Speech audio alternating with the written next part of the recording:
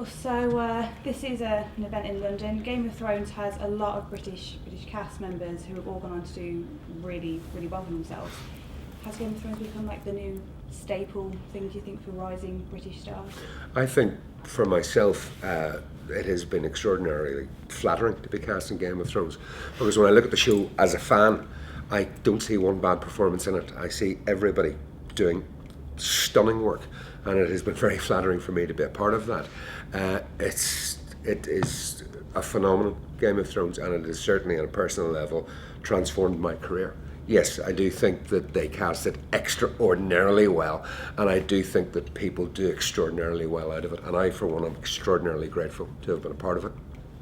There are so many shows on TV at the moment that I just have risen to such high standards. I mean, we've got some of the Sherlock cast here as well. I mean, what a phenomenal show to have on British television and around the world. So yeah, yes, no, it is. It's incredibly surprising to be involved in a show that has such high standards for what has now become, as Ian has said, a golden age in television. So it's an extraordinary feeling, it really is. Yeah, Game of Thrones, certainly anybody who's been in it, I think, has been helped by it. But perhaps this genre in general is promoting actors hugely, because there's a fascination with this genre greater than with any other, so it's fantastic.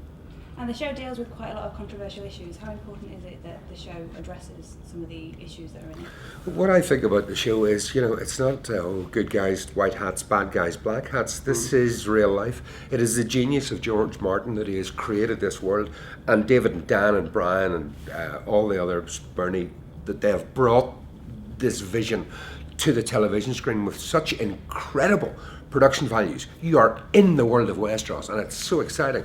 But that is the genius. The genius is this story is mirroring real life. It's not fair.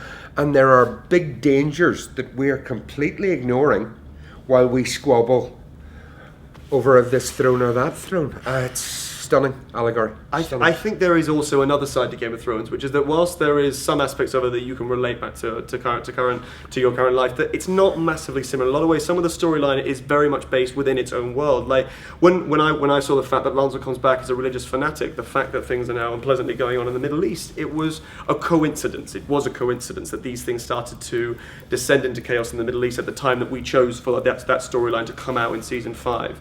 So there is a sense really that whilst there are some comparisons that one can make with the world, you don't necessarily need to feel inclined to do so. It is very much, there is definitely a similarity, but not a necessity to try to make comparison, I don't think. I think the boys are canny enough. They might actually have been thinking in that way. There is a parallel here. But certainly in terms of moral dilemmas and moral choices, and could it actually be a template for a course in moral philosophy?